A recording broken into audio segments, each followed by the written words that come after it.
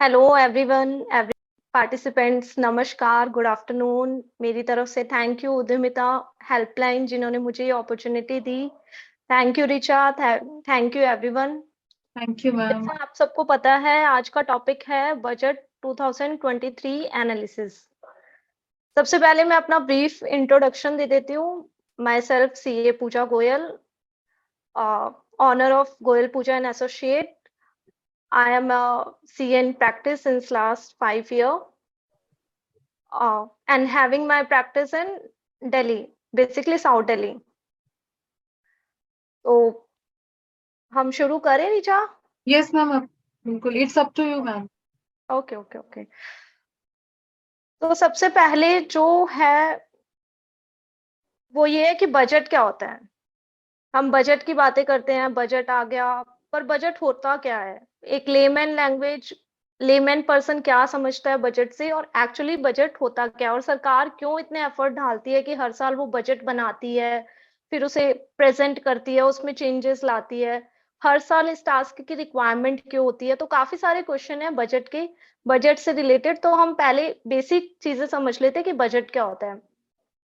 अगर हम journal word में समझे तो बजट होता है सरकार का लेखा जोखा, जो सरकार नेक्स्ट फाइनेंशियल ईयर के लिए बना रही है। जैसे आज हम बैठे हैं 2023 में, 1 फरवरी 2023 को बजट आया।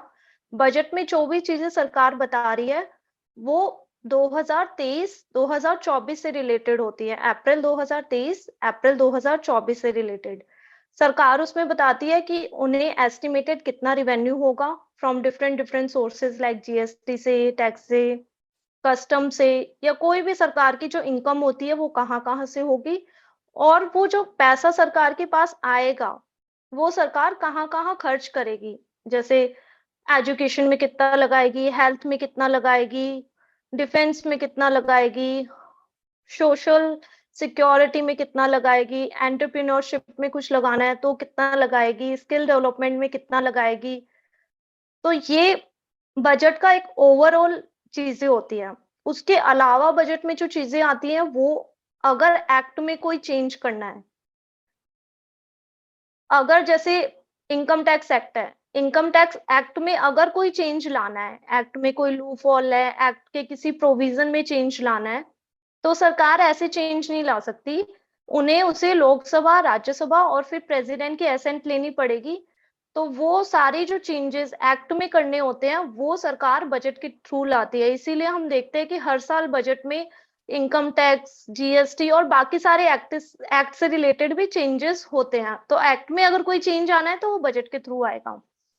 बजट फाइनेंस मिनिस्टर प्रेजेंट करती है लोकसभा में, लोकसभा के बाद राज्यसभा में जाता है। राज्यसभा के पास पावर है कि वो अपने पॉइंट्स उस पे दे सके, फिर वापस लोकसभा में आता है। अगर राज्यसभा के पॉइंट्स लोकसभा को मानने हैं, उन्हें अच्छे लग रहे हैं तो वो माने, उनके ऊपर कोई कंपल्शन नहीं है। फिर प्रेसिडेंट के पास जाता है, वापस से राज्यसभा में जाता है, फिर प्रेसिडेंट के पास जाता है, और प्रेसिडेंट की एसेंट मिलने पे वो फाइनेंस बिल, जिसे हम बजट कहते हैं जनरल लैंग्वेज में, लेमन लैंग्वेज में, वो एक फाइनेंस एक्ट बन जाता है और वो एप्लीकेबल हो जाता है।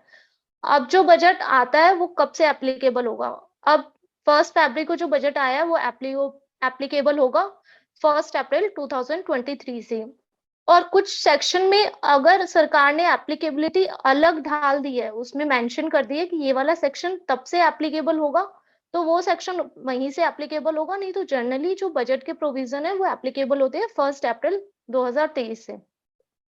ठीक है, ये एक हमने जर्नल सिनेरियो बजट का समझा है। अब बजट में बहुत सारे प्रोविजन आए हैं, जीएसटी से रिलेटेड, इनकम टैक्स से रिलेटेड। तो सबसे पहले मैं जीएसटी को पिक कर रही हूँ, क्योंकि जीएसटी में जो चेंजेस आए हैं वो बहुत मेजर चेंजेस नहीं है। वो चेंजेस वही आए हैं जो जीएसटी पहले, जो जीएसटी काउंसिल की मीटिंग हुई है उनमें डिस्कस हो चुके हैं। हम सबको पता है कि हर महीने एक जीएसटी काउंसिल मीटिंग होती है जिसको हेड करती है हमारी फाइनेंस मिनिस्टर। उसमें जो भी चेंजेस लाने होते हैं, जीएसटी लॉ से रिलेटेड, रेट से रिलेटेड, टैक्स रेट में कुछ चेंज है, किसी को एग्जेम्प्ट करना है, किसी को नील रेट में ढालना है, जो भी चेंजेस लाने होते हैं जनरली वो जीएसटी काउंसिल में आ जाते हैं। एक्ट में जो चेंज लाने हैं उनकी वजह से वो यहाँ बजट में आए हैं। तो जो भी जीएसटी से रिलेटेड चेंज आए हैं वो सारे चेंजेस पहले कहीं ना कहीं काउंसिल की मीटिंग में डिस्कस हुए हुए हैं, कुछ चेंजेस हैं जो नए हैं। तो पहले हम डिस्कस कर लेते हैं जीएसटी के चेंजेस को। सबसे पहले जो चेंज आया है वो आया कंपोजिशन डीलर के लिए। अब चेंज क्या आया, कंपोजिशन डीलर क्या होता है? कंपोजिशन डीलर छोटे जो डीलर होते हैं 1.5 करोड़ से कम वाले टर्नओवर के, उनको कम, अगर वो चाहें तो कंपोजिशन डीलर में रजिस्ट्रेशन ले सकते हैं। कंपोजिशन में डीलर में रजिस्ट्रेशन लेने के कुछ अपने फायदे होते हैं, वो सेक्शन पर्टिकुलर सेक्शन में है। अब जीएसटी में चेंज क्या आया, पहले जो कंपोजिशन डीलर था वो सिर्फ इंट्रा स्टेट सप्लाई कर सकता था, मतलब अपने स्टेट में सप्लाई कर सकता था। जैसे मान लो कोई हरियाणा का डीलर है, तो वो गुड्स और सर्विस अपने स्टेट में बेच सकता था, मींस हरियाणा में सेल कर सकता था। अब जीएसटी में चेंज ये आया है कि जो कंपोजिशन डीलर है वो ई कॉमर्स प्लेटफॉर्म के थ्रू, ई कॉमर्स प्लेटफॉर्म हमारे हो गए फ्लिपकार्ट, अमेजन, मिंत्रा, जो भी ई कॉमर्स प्लेटफॉर्म है, इनके थ्रू अपने गुड इंटर स्टेट में भी बेच सकता है, सिर्फ गुड्स। अब जैसे हरियाणा का कोई सेलर है, वो मान लो कोई सामान बेच रहा है, बैग्स बेच रहा है, लेट्स सपोज, उसने कंपोजिशन डीलर है, पहले वो सिर्फ हरियाणा में बेच पा रहा था, बट अगर अब उसने अपने आप को फ्लिपकार्ट पे रजिस्टर करवाया है तो वो बाकी स्टेट में भी अपना सामान बेच सकते हैं। जैसे वेस्ट बंगाल से कोई ऑर्डर आया या यूपी से कोई ऑर्डर आया तो वो भी फुलफिल कर सकते हैं। बट ये जो सेक्शन है इसकी एप्लीकेबिलिटी है 1 अक्टूबर 2023, ये उन्होंने क्लियरली मेंशन किया। ठीक है, अब हमारा सेकंड जो सेक्शन है जिसमें चेंज आया है वो सेक्शन 23 है। ये बेसिकली रिलेटेड होता है रजिस्ट्रेशन से, कि जीएसटी में किसको रजिस्ट्रेशन लेना है किसको नहीं लेना है। तो इन्होंने इसमें ये क्लैरिफाई किया है कि जो पर्सन जिनकी एग्जाम्प्ट इनकम है, जिनकी पूरी इनकम एग्जाम्प्ट है या एग्रीकल्चर इनकम है, उन्हें रजिस्ट्रेशन लेने की जरूरत नहीं है। अब हमें ये पता है कि जीएसटी में जो रजिस्ट्रेशन लेने के क्राइटेरिया होते हैं वो टर्नओवर बेस होते हैं, कि अगर आप सर्विस प्रोवाइड कर रहे हो तो आपका 20 लाख रुपए से ज्यादा अगर आपका टर्नओवर हो गया तो आपको कंपलसरी रजिस्ट्रेशन लेना है। सेम वे अगर गुड्स का केस है तो आपको अगर 40 लाख से अबव आपका हो गया है टर्नओवर तो आपको कंपलसरी रजिस्ट्रेशन लेना है। और जो स्पेशल स्टेट्स है, नॉर्थ ईस्ट रीजन वाले स्टेट है, उनके लिए 10 और 20 लाख रुपए है, ये हमें पता है, ये ऑलरेडी है। अब चेंज में ये लेके आए हैं, अगर कोई पर्सन है जिसकी पूरी टर्नओवर, पूरी सेल्स या पूरा जो वो काम कर रहा है वो एग्जेम्प्ट सप्लाई है, या एग्रीकल्चर वाला काम कर रहा है वो, तो चाहे उसका टर्नओवर क्राइटेरिया क्रॉस भी हो जाता है 20 और 40 लाख वाला, फिर भी उसको रजिस्ट्रेशन लेने की जरूरत नहीं है, बिना रजिस्ट्रेशन वो काम कर सकता है। अब इसमें एक और चीज आई है, पहले जो पर्सन थे, ठीक है, एग्जाम सप्लाई हो गया, एग्रीकल्चरिस्ट हो गया, उसे रजिस्ट्रेशन लेने की जरूरत नहीं है। पर कुछ केसेस ऐसे आते हैं जिनमें आरसीएम में हमारी लाइबिलिटी आती है। मान लो हम खुद से कुछ टैक्सेबल सप्लाई नहीं कर रहे हैं, बट हमने किसी ऐसे पर्सन से सप्लाई ली है, सर्विस ली है, जिसका टैक्स आरसीएम में हमें भरना पड़ रहा है, तो हमें उस आरसीएम को पे करने के लिए रजिस्ट्रेशन लेना पड़ रहा था। तो अब सरकार ने ये कहा है कि अगर आपकी सिर्फ लाइबिलिटी आरसीएम से रिलेटेड है, जहाँ पे आपने कोई सर्विस ली है उसमें आपको आरसीएम में कुछ पे करना पड़ रहा है, तो सिर्फ आरसीएम पे करने के लिए भी आपको रजिस्ट्रेशन लेने की जरूरत नहीं है। तो इस केस में भी हम रजिस्ट्रेशन ले लेंगे। उसके बाद जो चेंज आया जीएसटी में वो आया रिटर्न से रिलेटेड, जीएसटीआर 1, 3B, 8, 9। अब इसमें 3 साल का चेंज आया कि 3 साल तक फाइल कर सकते हैं, बट हमें तो ये पता है कि जब रजिस्ट्रेशन की ड्यू जीएसटी रिटर्न्स की ड्यू डेट होती है 11th ऑफ नेक्स्ट मंथ और 20th of next month, 11 GSTR 1 की और 20th जीएसटीआर 3B की, इन केस ऑफ जो मंथली रिटर्न फाइल करते हैं। तो फिर ये 3 साल का क्या आया है, ये बेसिकली ये है कि ड्यू डेट जब हमारी है, जैसे अब हम फरवरी में खड़े हैं, हमें जनवरी की रिटर्न फाइल करनी है, 11 तारीख तक जीएसटीआर 1 फाइल करनी है, 11 तारीख हमारी ड्यू डेट हो गई है। ठीक है, ड्यू डेट से आप मैक्सिमम 3 साल तक वो रिटर्न फाइल कर सकते हैं। ये जस्ट एक इन्होंने लिमिट लगा दी है रिटर्न फाइल करने की। पहले लॉ में कहीं पे भी कोई लिमिट नहीं थी कि कितना साल आपको मैक्सिमम पीरियड होगा। अब जस्ट वो एक लिमिट लेके आ गए हैं कि 3 साल आपका मैक्सिमम पीरियड होगा जिसमें आप रिटर्न फाइल कर सकते हैं। और प्रैक्टिकल केस में हमें पता है कि अगर हम 2-3 महीने रिटर्न नहीं फाइल करते तो हमारे पास नोटिस आ जाते हैं और हमारा रजिस्ट्रेशन कैंसिल हो जाता है। तो ये उन केसेस में एप्लीकेबल होगा जिनका रजिस्ट्रेशन कैंसिल हो गया, उनकी उनकी बाद में असेसमेंट में उनका केस खुला है और वो अपना रजिस्ट्रेशन रिज्यूम करवा रहे हैं और फिर पुरानी रिटर्न्स फाइल कर रहे हैं। तो ये सेक्शन, ये जो चेंज है, ये उनके ऊपर बेसिकली एप्लीकेबल होगा। फिर उसके बाद जो जीएसटी में नेक्स्ट चेंज आया है वो एक क्लैरिफिकेशन कह लो या चेंज कह लो। उसमें ये आया है कि कॉर्पोरेट सोशल रिस्पॉन्सिबिलिटी, हमें पता है कि जो बड़ी कंपनियां हैं उन उनके ऊपर एक कॉर्पोरेट सोशल रिस्पॉन्सिबिलिटी में सोशल सर्विस करने की लायबिलिटी बनती है। उस कंपनी में कुछ क्राइटेरिया होते हैं, उनके बेसिस पे आपको कॉर्पोरेट सोशल रिस्पॉन्सिबिलिटी में एक अपना कुछ पैसा, प्रॉफिट का कुछ पार्ट वहां पे लगाना होता है। ठीक है, तो पहले ये क्लैरिटी कहीं पे भी लॉ में नहीं थी कि सीएसआर में जो काम कर रहे हैं उसमें चाहे आप गुड्स दे रहे हैं सोशल सर्विस में, चाहे आप सर्विसेज दे रहे हैं, उसका जो आईटीसी होगा वो आप क्लेम कर सकते हैं या नहीं कर सकते। अब सरकार ने इसको क्लैरिफाई कर दिया है कि जो सीएसआर, अगर आपने कोई एक्टिविटी की है, आपके ऊपर एप्लीकेबल है और उसमें अगर आपको कोई आईटीसी मिल रहा है तो आप उसको क्लेम नहीं कर सकते, वो आईटीसी आपको छोड़ना पड़ेगा। उसके बाद चेंज आया है जीएसटी में online information and data access and retrieval services. अब ये होता क्या है, ओआईडीएआर। ओआईडीएआर अगर मैं आपको जनरल लैंग्वेज में कहूँ, अमेजन वेब सर्वर या अमेजन प्राइम या नेटफ्लिक्स, तो ये ऐसी सर्विस है जहां से हम ऑनलाइन डाटा को रिट्रीव करते हैं या हम उनकी सर्विसेज लेते हैं। जैसे हम एग्जांपल ले लेते हैं अमेजन वेब सर्वर, हम उनका डाटाबेस यूज कर रहे हैं। अब जीएसटी में पहले क्या था और अब क्या आया है वो मैं समझा देती हूँ। पहले ये था OIDAR, let's suppose Amazon web server है, यूएसए बेस्ड कंपनी है। अब यूएसए नॉन टैक्सेबल टेरिटरी हो गया, इंडिया टैक्सेबल टेरिटरी हो गया जीएसटी में। पहले ये था कि अगर इंडिया से कोई पर्सन ओआईडीएआर की सर्विसेज लेता है, let's suppose Amazon web server की सर्विसेज लेता है, और जिस पर्सन ने सर्विस ली है वो रजिस्टर्ड है जीएसटी में, तो उसको टैक्स पे करना पड़ेगा अंडर आरसीएम। तो इस केस में सरकार को टैक्स मिल रहा था क्योंकि आरसीएम में लाइबिलिटी आ गई। बट सेकंड केस ये होता है कि जो पर्सन नॉन टैक्सेबल टेरिटरी से सर्विस तो ले रहा है बट वो इंडिया में रजिस्टर्ड नहीं है, जैसे छोटे हम लोग हैं, हम अमेजन प्राइम यूज कर रहे हैं बट अगर हम जीएसटी में रजिस्ट्रेशन हमने नहीं ले रखा तो हम उस पर कोई टैक्स नहीं सरकार को पे कर रहे थे।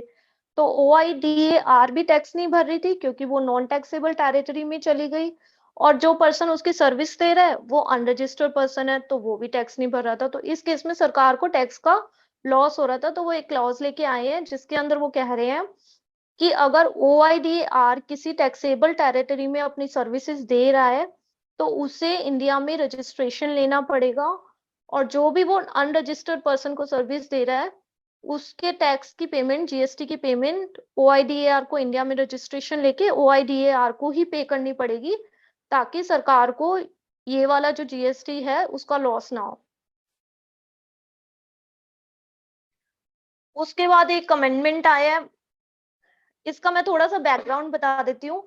अभी क्या होता है कि अगर कोई पर्सन है वो टैक्सेबल सप्लाई भी कर रहा है और नॉन टैक्सेबल सप्लाई भी कर रहा है, तो हमें पता है जो कॉमन आईटीसी होता है वो हम रेशियो में ले लेते हैं कि टैक्सेबल, जितना टैक्सेबल सप्लाई पे यूज हुआ है उतना हम उसका आईटीसी ले लेते हैं, और जो नॉन टैक्सेबल सप्लाई पे यूज हुआ है वो हम छोड़ देते हैं।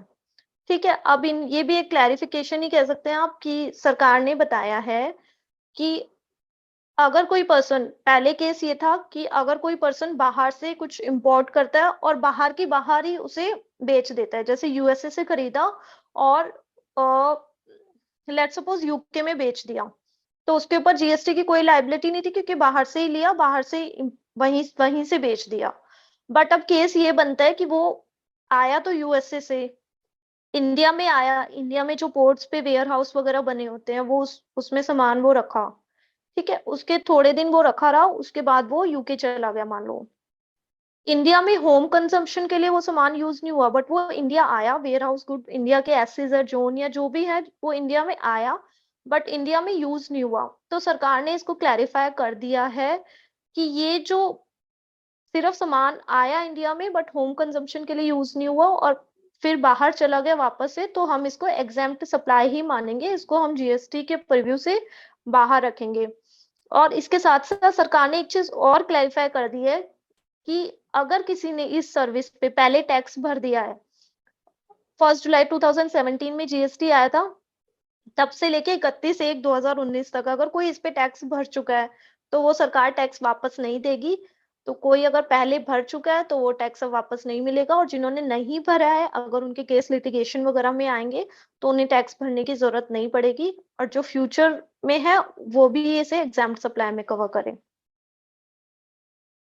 ये जो बेसिक चेंजेस थे जीएसटी में, ये वो सारे चेंजेस है। इसके अलावा भी कुछ चेंजेस आए हैं, जैसे कंपाउंडिंग ऑफ ऑफेंसेस के चेंजेस आए हैं कि अगर आपने ये ऑफेंस कर दिया तो पहले इतनी पेनल्टी लगती थी, अब इतनी लग जाएगी, ये बेलेबल होगा, नॉन बेलेबल होगा। वो बेसिकली हमारे बहुत ज्यादा काम के नहीं है, इसलिए मैंने उनको कवर नहीं किया यहाँ पे। एक जो इसमें और चेंजेस आया है वो बोगस इनवॉइसेस, जीएसटी इनवॉइसेस का आया है कि अगर आप बोगस इनवॉइसेस से रिलेटेड कुछ भी काम कर रहे हो, जीएसटी इनवॉइसिंग का काम कर रहे हो, तो उसमें कोई भी कंपाउंडिंग एप्लीकेबल नहीं होगी। जो भी पेनल्टी और जो भी सेक्शन एप्लीकेबल है वो एज इट इज रहेंगे। ये मेन चेंजेस है जो जीएसटी में आए हैं और जो जनरल पब्लिक के लिए इम्पोर्टेंट है। अब हम चल रहे हैं डायरेक्ट टैक्स के चेंजेस के तरफ।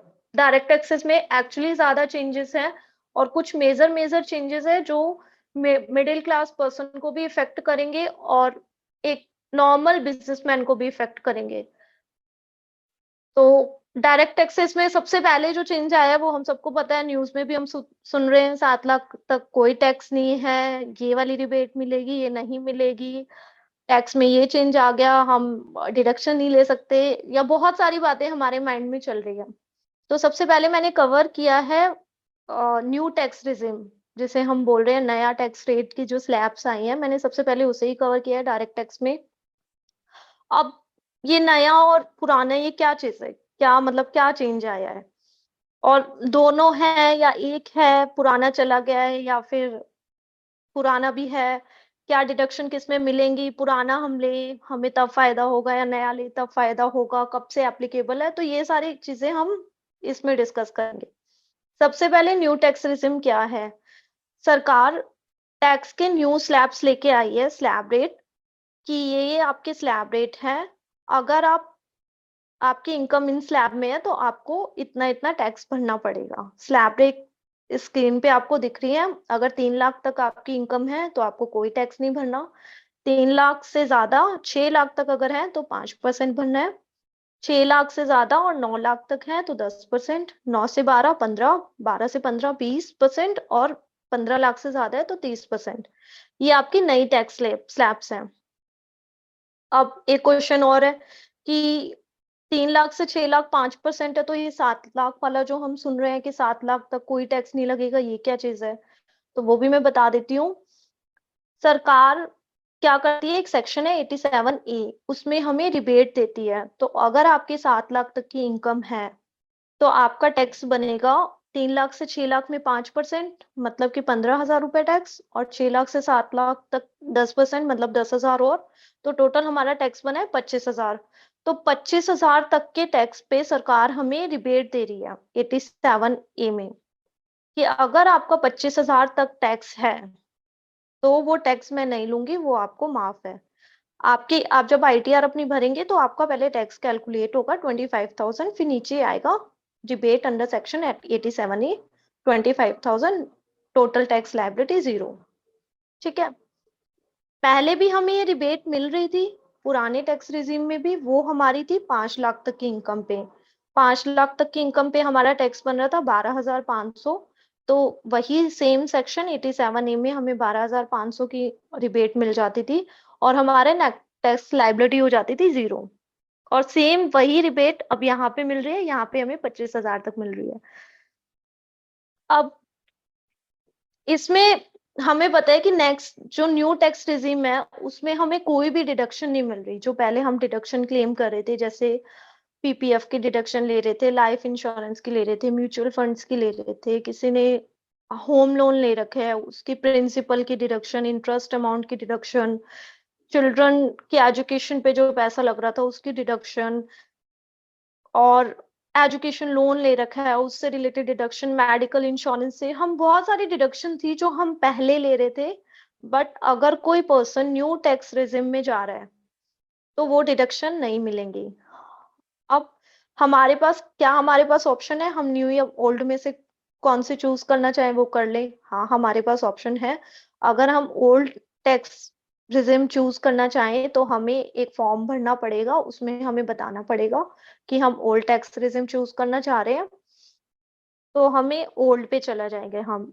और अगर हम ओल्ड चूज नहीं करते तो बाय डिफॉल्ट जब आप अपने सिस्टम पे आईटीआर भरने जाएंगे तो बाय डिफॉल्ट न्यू वाला ही फॉर्म खुलेगा, न्यू टैक्स रेजिम वाला।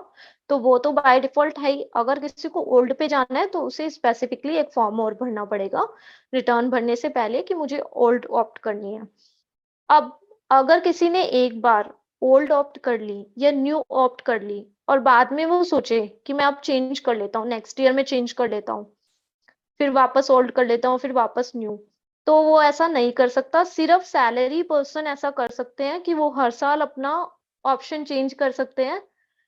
ओल्ड पे अगर उन्हें ज्यादा बेनिफिट मिल रहा है तो ओल्ड ले ले, न्यू पे मिल रहा है तो न्यू ले ले, सिर्फ सैलरी पर्सन। बाकी जो जर्नल है वो ये ओल्ड और न्यू में चेंज नहीं कर सकता। उन्हें प्रूडेंटली सोचना होगा कि उन्हें ओल्ड में जाना है या न्यू में जाना है। एक बार जो वो चूज करेंगे अपकमिंग ईयर में वही उनका रिजिम टैक्स रिजिम चलेगा, उसी स्लैब रेट के अकॉर्डिंग उनकी टैक्स लाइबिलिटी कैलकुलेट होगी।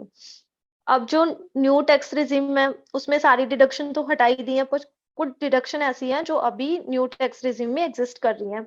दो तीन डिडक्शन है, हम उन्हें देख लेते हैं। सबसे पहले स्टैंडर्ड डिडक्शन जो सैलरी पर्सन को मिलती है 50,000 रुपए की। ठीक है, ये हमें पहले भी मिलती थी, अभी भी मिलेगी। 50,000 की डिडक्शन का मतलब है अगर सैलरी वालों की इनकम 7.5 लाख रुपए है तो 50,000 की उन्हें डिडक्शन मिल जाएगी अंडर सेक्शन 16(1)(a)। ये उनकी टोटल इनकम में से स्टैंडर्ड डिडक्शन लेस होगी 50,000, तो उनकी टोटल टैक्सेबल इनकम आ गई 7 लाख रुपए। 7 लाख पे जब हम टैक्स निकालेंगे तो 25,000 रुपए, 25,000 पे फिर हमें 87A की रिबेट मिल जाएगी 25,000 रुपए, और हमारी टैक्स लाइबिलिटी जीरो हो जाएगी। तो जो जनरल पब्लिक है उनके लिए 7 लाख तक कोई इनकम पे टैक्स नहीं लगेगा, और जो सैलरी वाले हैं उनके लिए 7,50,000 तक की इनकम पे कोई भी टैक्स नहीं लगेगा। अब इसमें एक क्वेश्चन आता है कि लेट सपोज हमारी इनकम है 7,60,000 रुपए, तो हमारा टैक्स क्या होगा? 10,000 रुपए इनकम बढ़ गई। एक सैलरी पर्सन है उसकी इनकम है 7,60,000 रुपए, टोटल इनकम हो गई 7,60,000 रुपए। स्टैंडर्ड डिडक्शन मिल गया हमें 50,000 रुपए का, हमारी टोटल टैक्सेबल इनकम हो गई 7,10,000 रुपए। ठीक है, अब 7,10,000 रुपए पे टैक्स अगर हम कैलकुलेट करते हैं, 3 लाख तक के टैक्स, 3 लाख तक की इनकम पे नील था, 3 लाख से 6 लाख पे 5% था, तो 3 लाख से 6 लाख पे 5% के हिसाब से हमारा बना 15,000 रुपए। और 6 लाख से 7,10,000 पे 10% होगा तो वो हमारा बन जाएगा 11,000 रुपए। तो 11 और 15 26, टोटल हमारा टैक्स बन गया 26,000 रुपए।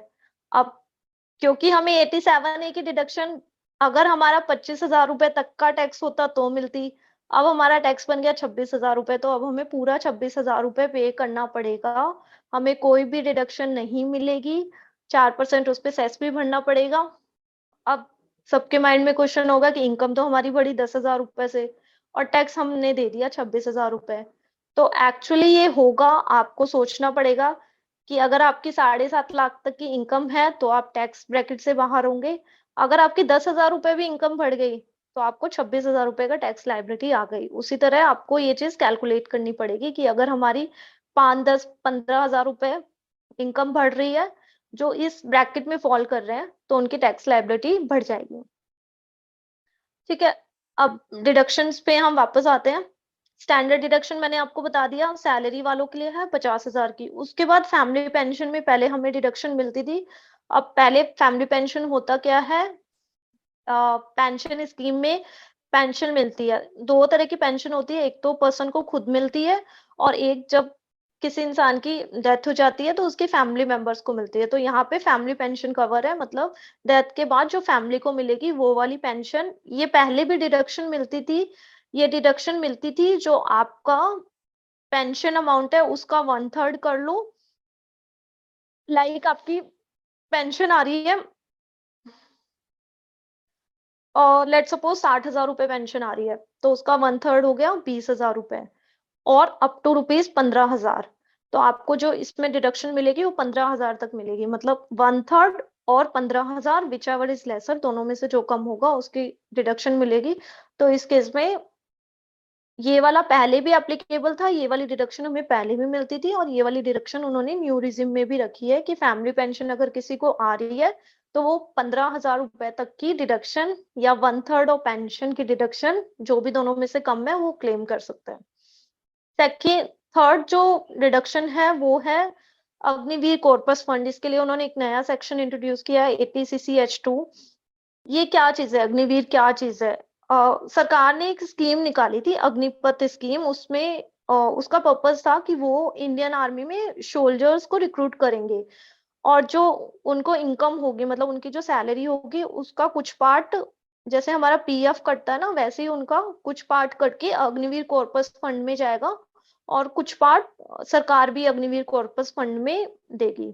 सेम लाइक PF के एम्प्लॉयर भी देता है, एम्प्लॉय भी देता है, उसी तरह ये था कि अग्निवीर कॉर्पस फंड बनाया जाएगा, उसमें उनका उनका अमाउंट डिपॉजिट होता रहेगा 4 साल के लिए। जनरली वो रिक्रूट होते हैं, तो उसमें जो उन्हें डिडक्शन मिल रही थी इस फंड में, जो अग्निवीर्स हैं जो इंडियन गवर्नमेंट में एज अ सोल्जर जो अपॉइंट हुए हैं, तो वो उन्होंने कंटिन्यू रखी है ताकि उनको बेनिफिट मिल सके। तो ये पहले भी एप्लीकेबल थी, अभी भी है, ये वाली कंटिन्यू है एग्जाम्पशन। अब इसके बाद रिबेट, रिबेट की मैंने आपसे बात कर ली है कि रिबेट आपको 7 लाख तक की इनकम पे मिलेगी जब तक आपको 25,000 रुपए तक का टैक्स बनेगा। अगर आपकी मान लो 6 लाख रुपए इनकम है तो आपका टैक्स बनेगा अप्रोक्स 15,000 रुपए। तो 15,000 टैक्स जो है वो 25,000 से कम है तो आपको रिबेट मिल जाएगी। मैक्सिमम 7 लाख की इनकम पे आपको रिबेट मिलेगी 87A की। तो ये हम डिस्कस कर चुके हैं। ये हो गया न्यू टैक्स रिजिम की। न्यू टैक्स रिजिम अभी जो नया आया है उसमें हमें क्या क्या अवेलेबल है। बट जैसे कि हमें पता है पुरानी वाली स्कीम अभी आउट नहीं हुई है, वो भी है, आप दोनों में से चूज कर सकते हैं आपको पुरानी लेनी है या नहीं लेनी है। तो अब हम पुरानी को भी देख लेते हैं कि पुरानी वाली स्कीम क्या थी, उसमें हमें क्या बेनिफिट मिलते थे, ताकि हम ये डिसीजन ले पाए कि हमारा दोनों स्कीम में से हमारा किसमें फायदा है, किसको चूज करने में। तो ये हमारी है पुरानी टैक्स ओल्ड टैक्स रिजिम के अकॉर्डिंग हमारे टैक्स रेट। 2.5 लाख तक की इनकम पे हमें कुछ टैक्स नहीं देना होता था, 2.5 लाख से 5 लाख तक की पे 5%, 5 से 10 लाख तक 20% और 10 लाख से ज्यादा होता था तो 30%। ये हमारा पहले का टैक्स रेट था। इस केस में भी ये होता था, अगर सीनियर सिटीजन है 60 से 80 साल की उम्र की तो उन्हें 3 लाख तक कोई टैक्स नहीं देना पड़ता था, 3 लाख से 5 लाख तक 5%, 5 से 10 20 और फिर वही 10 से 30%। और अगर सुपर सीनियर सिटीजन जो 80 से ज्यादा होते हैं, 80 अबव है, उनको शुरू के 5 लाख पे कोई टैक्स नहीं देना होता था, फिर 5 से 10 20% और 10 लाख से 30%, ये पहले था। अब इसमें 87A की रिबेट हमें मिलती थी अगर हमारा 5 लाख तक की इनकम होती थी, उस पे हमारा टैक्स बनता था मान लो 12,500 रुपए, तो वो टैक्स टैक्स कैलकुलेट होता था, उसके बाद नीचे सेक्शन में आपको रिबेट मिल जाती थी 87A की। तो वो रिबेट पुरानी स्कीम में भी थी 87A की, 12,500 की थी, नई वाली स्कीम में उसको 25,000 कर दिया। अब हम डिडक्शन की बात करते हैं, जो सबसे मेन पॉइंट है जिसके बेसिस पे आप ये डिसाइड कर पाएंगे कि आपको नए टैक्स रिजिम में जाना है या ओल्ड टैक्स रिजिम में रहना है। मतलब नए टैक्स न्यू टैक्स रिजिम आपकी बाय डिफॉल्ट होगी, अगर आपको ओल्ड चूज करना है तो आपको ओल्ड टैक्स रिजिम में जाना है या नहीं जाना। मैंने आपको पहले भी बताया सैलरी पर्सन हर साल चेंज कर सकते हैं, बट जो अदर इंडिविजुअल है वो चेंज नहीं कर सकते, तो उन्हें ये डिसीजन लेना पड़ेगा कि उन्हें ओल्ड में रहना है या न्यू में रहना है। तो हम डिडक्शन देख लेते हैं कि कौन कौन सी पहले हमें मिल रही थी अब नहीं मिलेंगी। स्टैंडर्ड डिडक्शन है 50,000 रुपए की, पहले भी मिल रही थी अभी भी मिलेगी। डिडक्शन एटीसी जो हमें 1.5 लाख रुपए की डिडक्शन मिलती थी, LIC, PPF, mutual fund, home loan पे जो प्रिंसिपल अमाउंट हम पे करते थे, या ऐसी बहुत सारी चीजें इसमें कवर होती थी। सुकन्या समृद्धि योजना में जो हमें इंटरेस्ट मिलता था वो कवर होता था, और भी काफी सारी चीजें कवर होती थी। 1.5 लाख तक की हम डिडक्शन लेते थे। पुरानी वाली में आप रहेंगे तो आपको मिलेगी, नई वाली में नहीं मिलेगी। डिडक्शन 80CCD में थी। नेशनल पेंशन स्कीम के अकॉर्डिंग आपको 50,000 रुपए तक की डिडक्शन मिलती थी, पुरानी में है। और ये वाली नई में भी है। नई में नई में भी है नेशनल पेंशन सर्टिफिकेट की। डिडक्शन 80D की जो मिलती थी, मेडिकल इंश्योरेंस के लिए मिलती थी 25,000 की, और प्रिवेंटिव हेल्थ चेकअप पे मिलती थी 5,000 रुपए की। टोटल हमें 30,000 रुपए की 80D में मिलती थी डिडक्शन। पुरानी में रहेंगे तो मिलेगी, नई में रहेंगे तो नहीं मिलेगी।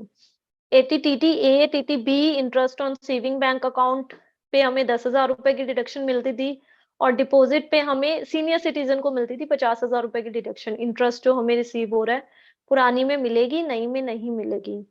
एजुकेशन लोन पे 80E में डिडक्शन थी, पुरानी वाली में है और नई वाली में नहीं है। अग्निवीर कॉर्पस हमने बात कर ली है कि दोनों में ही है, पुरानी में भी है, नई में भी नहीं है। फैमिली पेंशन हमने बात कर ली है, 15,000 तक की डिडक्शन पुरानी में भी मिलती थी और नई में भी मिलेगी। Interest on home loan for self occupied and vacant house under section 24 up to ₹2 lakh रुपए। ये क्या चीज है? ये एक इम्पॉर्टेंट चीज है जो काफी सारे लोगों को नहीं पता, तो इस पे मैं थोड़ा सा इम्फेसिस डाल देती हूँ कि पहले ये हो रहा था कि अगर हमने कोई घर लिया है, ठीक है, हाउस प्रॉपर्टी ली है और हमने लोन पे लिया है उसे, तो हम लोन रीपे कर रहे हैं, उसके इंस्टॉलमेंट रीपे कर रहे हैं, तो उसमें दो पार्ट होते हैं इंस्टॉलमेंट में। एक तो प्रिंसिपल का पार्ट होता है और एक इंटरेस्ट का पार्ट होता है। तो जो इंटरेस्ट का पोर्शन होता था वो हमें इनकम फ्रॉम हाउस प्रॉपर्टी में हमें उसकी डिडक्शन मिल जाती थी। मैक्सिमम हम 2 लाख रुपए तक ले सकते थे डिडक्शन। और अगर हमने जॉइंट प्रॉपर्टी ली है, मान लो हस्बैंड वाइफ ने मिलके प्रॉपर्टी ली है और दोनों के नाम पे ही घर है, दोनों के नाम पे ही लोन है, और लोन की रीपेमेंट अगर जॉइंट बैंक अकाउंट से जारी है, तो दोनों को 2-2 लाख रुपए की डिडक्शन पहले मिल रही थी। अब ये डिडक्शन पुरानी रिजिम में तो जैसे पहले मिल रही थी वैसे ही मिलेगी, पर नई में उन्होंने कह दिया अगर आपने जो घर लिया है उसको आपने किराए पे दिया तो आप ये इंटरेस्ट की डिडक्शन ले सकते हैं। अगर आप उसमें खुद रह रहे हैं, या फिर आपका घर खाली पड़ा है, या उसमें रिनोवेशन चल रहा है, या अभी बन रहा है, या काम चल रहा है, जो भी है, तो आप जो लोन पे इंटरेस्ट पे कर रहे हैं उसकी डिडक्शन आपको नहीं मिलेगी। लोन पे जो आप प्रिंसिपल अमाउंट पे कर रहे थे उसको उसकी डिडक्शन आपको 80C में मिलती थी 1.5 लाख में, और जो इंटरेस्ट पे कर रहे थे उसकी मिलती थी सेक्शन 24 में इनकम फ्रॉम हाउस प्रॉपर्टी के हेड में।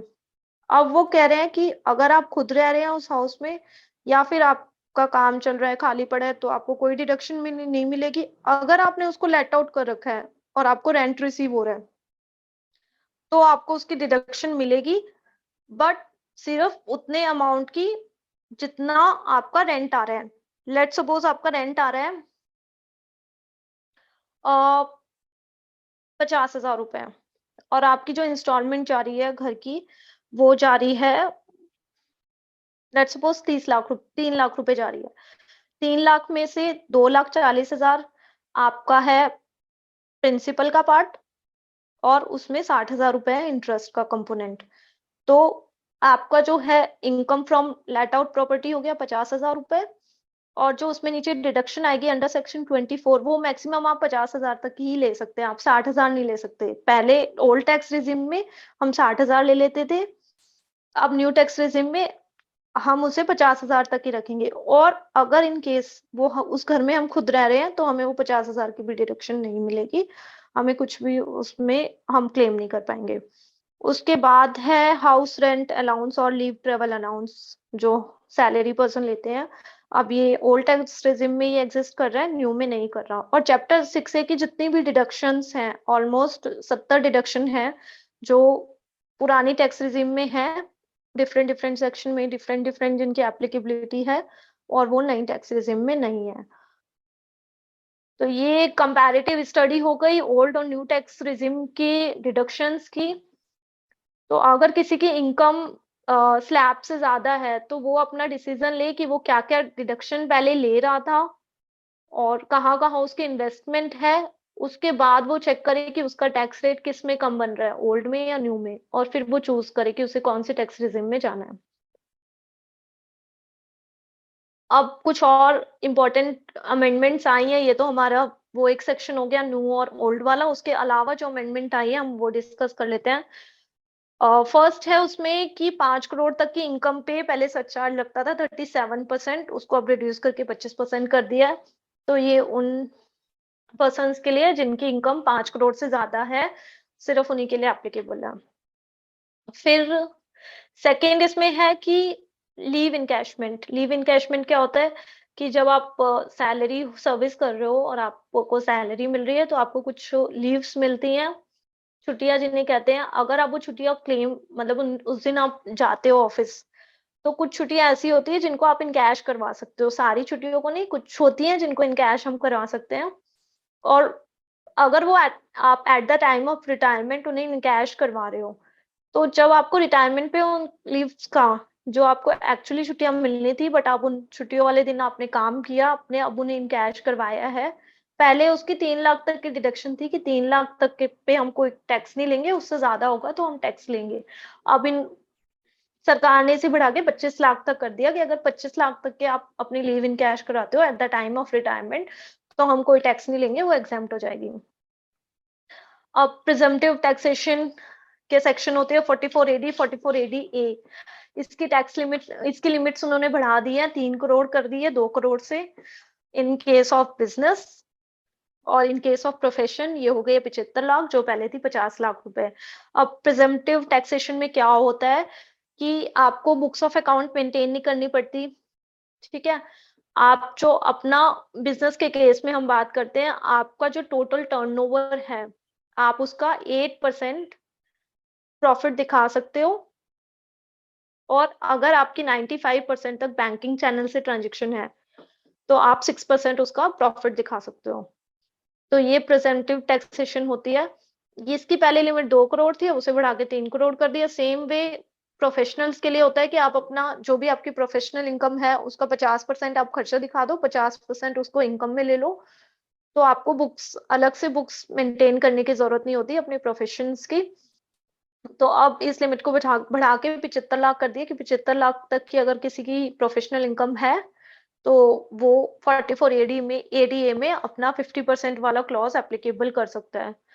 अब इसमें जो ये सेक्शन है कि ये ओनली 3 करोड़ और 75 लाख तभी एप्लीकेबल होगा जब आपका 95% तक आपकी रिसीट या पेमेंट या जो भी आपने काम किया है वो बैंकिंग चैनल के थ्रू हो। बट इन्होंने इसमें ये भी क्लैरिफाई कर दिया है कि अगर आपने डीडी दिया है या फिर कैश दिया है जो नॉन अकाउंट पे ही है, तो हम उसे बैंकिंग चैनल में नहीं मानेंगे, हम उसे एज़ लाइक एज़ कैश मानेंगे। डीडी और चेक अगर नॉन अकाउंट पे ही हमने उसपे नहीं लिखा, जस्ट हमने डीडी दे दिया और चेक दे दिया, उसपे कोई अकाउंट पे ही नहीं है, तो वो उसे कैश में कंसीडर करेंगे। तो ये चीज़ आप ध्यान रखना कि 5% से ज़्यादा अगर आपकी कैश की टर्नओवर है बिज़नेस में या प्रोफ़ेशन में, तो आपके ऊपर ये 3 करोड़ और 75 लाख वाली एप्लीकेबल नहीं होंगी लिमिट्स। उसके बाद जो नेक्स्ट सेक्शन आया है वो है, अगर आप ऑनलाइन गेमिंग से आपको कुछ भी इंक मतलब आप जीत रहे हो उसमें कुछ भी मनी, कुछ भी आपको बेनिफिट हुआ है, जैसे ऑनलाइन लूडो चलता है, ऑनलाइन काफ़ी सारे गेम चलते हैं, रम्मी वगैरह चलता है, उसमें आप पैसे जीतते हो या कुछ भी ऐसा है, तो 30% उसमें टीडीएस काटेगा। जो ऑनलाइन गेमिंग वाला है, वो टीडीएस काट के आपको पेमेंट देगा, आपके पैन नंबर पे। तो ये पहले टीडीएस नहीं कटता था, पहले आपको पूरी पेमेंट मिल जाती थी। अब वो ये एक्चुअली इसलिए इन्होंने किया है क्योंकि जो गेम्स खेलते हैं वो अपनी मोस्टली पीपल अपनी आईटीआर नहीं भरते हैं। तो सरकार को इसके ऊपर कोई टैक्स नहीं मिल रहा था। किसी ने मान लो ₹1000 जीते हैं, तो वो अपनी आईटीआर भी नहीं भर रहा, तो सरकार को कोई टैक्स नहीं मिल रहा था। अब जो ऑनलाइन गेम जो करवा रहा है कंडक्ट, उसे 30% टीडीएस काटना पड़ेगा, तो वो टीडीएस सरकार को जमा करवा देगा, तो सरकार का रेवेन्यू उससे सरकार को इस सर्विस पे, इस एक्टिविटी पे अपना टैक्स मिल जाएगा। उसके बाद जो नेक्स्ट चेंज आया वो आया है इंश्योरेंस पॉलिसीज। इसमें क्या चेंज आया है, इसमें ये चेंज आया है कि पहले क्या हो रहा था कि आपने मान लो कोई इंश्योरेंस पॉलिसी लिया है, ठीक है, टर्म इंश्योरेंस लिया है, लाइफ इंश्योरेंस लिया है, और लेट्स सपोज आपका 20 साल का इंश्योरेंस है, 20 साल पूरे हो गए, अब आपको जो भी अमाउंट इंश्योरेंस से मिल रहा था वो आपका एग्जेम्प्ट था, उस पर सरकार कोई टैक्स नहीं ले रही थी। मान लो आज किसी ने इंश्योरेंस करवाया था या 20 साल पहले किसी ने इंश्योरेंस करवाया था, उस पे उसने मान लो 2 करोड़ रुपए का टर्म इंश्योरेंस करवाया था, उस पे उसने through out the year premium अपनी भरी है और अब उसको 2 करोड़ रुपए रिसीव हो गए, तो उस पे कोई भी टैक्स नहीं था। अब इन्होंने इस पे क्या चेंज लाया है, अभी भी ये चीज सेम है। पहले ये भी था कि अगर आपकी मृत्यु के बाद अगर फैमिली को वो मिलता है इंश्योरेंस का पैसा, तो एग्जेम्प्ट था, मतलब उस पे सरकार कोई टैक्स नहीं लेगी। ये चीज तो अभी भी सेम है कि अगर किसी ने किसी भी अमाउंट का इंश्योरेंस करवाया हो, अगर डिजीज एसएससी की डेथ हो गई है और फैमिली को वो अमाउंट मिल रहा है, तो उसके ऊपर कोई भी टैक्स नहीं लेगी। बट इन अदर केस, अगर आपने इंश्योरेंस करवाया है और इंश्योरेंस पॉलिसी का पैसा आपको खुद को मिल रहा है, तो एक कंडीशन ले आई है सरकार इसमें, वो कंडीशन मैं आपको समझा देती हूँ। उसमें क्या है कि जो इंश्योरेंस पॉलिसीज होती हैं, सबसे पहले तो इंश्योरेंस पॉलिसी में ये है कि आपका जो पॉलिसी में प्रीमियम जाती है, उसका जो अमाउंट है वो 10% ऑफ पॉलिसी से ज्यादा नहीं होना चाहिए। मान लो 6 करोड़ रुपए का किसी ने इंश्योरेंस लिया है, तो 1 साल में जो उसमें प्रीमियम वो पे कर रहा है वो 60 लाख से ज्यादा प्रीमियम नहीं हो सकती। तो अब इन्होंने बड़े वाले इंश्योरेंस कवर किए हैं इस अमेंडमेंट के थ्रू, जिनकी पूरे साल की जो प्रीमियम अमाउंट है, जो इंश्योरेंस पॉलिसी है उनकी प्रीमियम अमाउंट 5 लाख रुपए से ज्यादा है। 5 लाख रुपए से ज्यादा है, तो मान लो आज मैं 6 लाख रुपए भर रही हूँ किसी इंश्योरेंस का, ठीक है, मान लो मेरा इंश्योरेंस है 5 करोड़ रुपए का, मैंने इंश्योरेंस करवाया है 20 साल के लिए, और मेरी जो प्रीमियम है वो है 6 लाख रुपए हर साल की। तो 5 लाख से ऊपर होगी, 20 साल बाद मुझे उसका 5 करोड़ रुपए मिलेगा। तो मेरा 5 करोड़ पूरा एग्जाम्प्ट नहीं होगा, पहले ये पूरा एग्जाम्प्ट हो जाता था, अब पूरा एग्जाम्प्ट नहीं होगा। अब 5 करोड़ रुपए में से मैंने जो 20 सालों में इंश्योरेंस का अमाउंट पे किया है, 6 लाख के हिसाब से 20 साल में मैंने पे कर दिया है अप्रोक्स 1 करोड़ 20 लाख रुपए। तो 5 करोड़ में से 1 करोड़ 20 लाख लेस होगा, उसके बाद जो अमाउंट आएगा ये आएगा हमारा 380।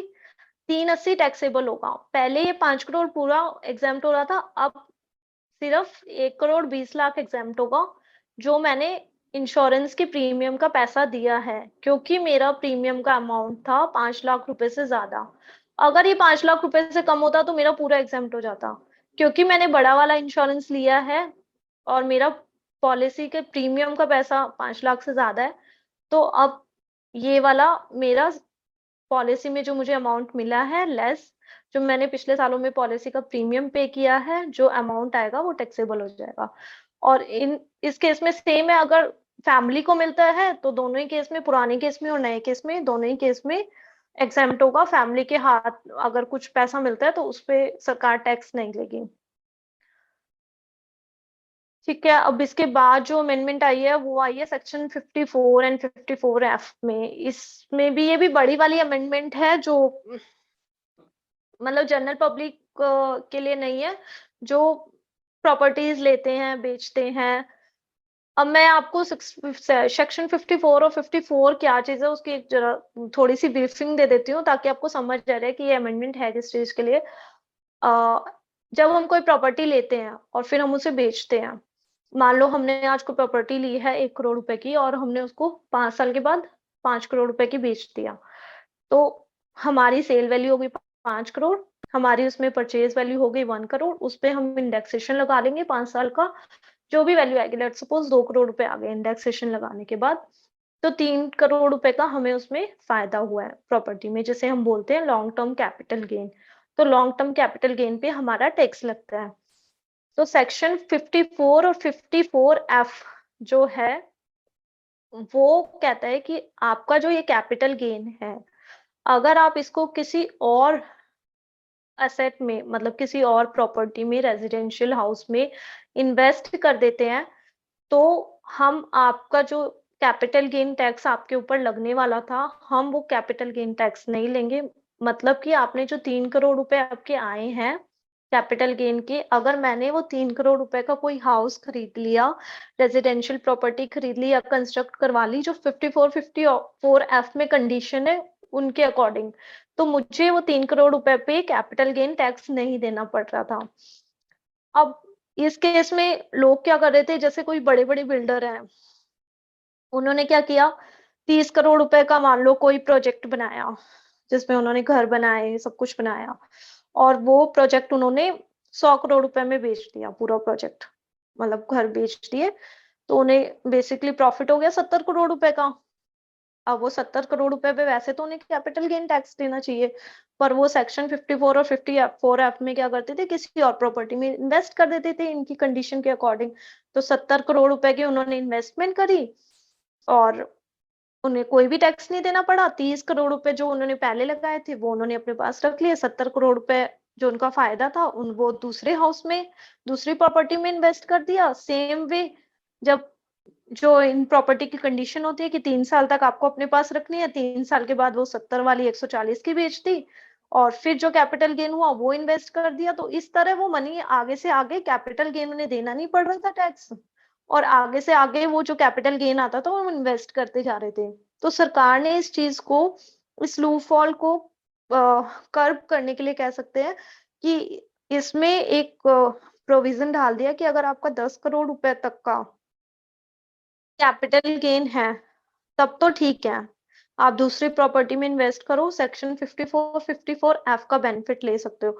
अगर उससे ज्यादा है तो 10 करोड़ तक का ही बेनिफिट ले सकते हो, उससे ज्यादा का बेनिफिट हम नहीं देंगे। मैक्सिमम बेनिफिट आप जो इन दोनों सेक्शन में ले पाओगे वो 10 करोड़ रुपए तक का ले पाओगे। आई होप ये चीजें समझ आ रही हैं ऑडियंस को।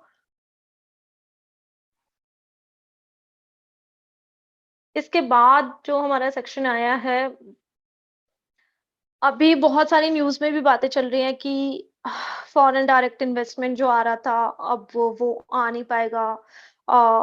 छोटे जो एमएसएमई कह सकते हैं, स्टार्टअप कह सकते हैं, उनको जो इन्वेस्टमेंट मिल रहा था वो कैसे मिलेगा, वो महंगा हो गया या उसमें काफी सारी चीजें आ गई हैं। तो ये सेक्शन बेसिकली उसी से रिलेटेड है।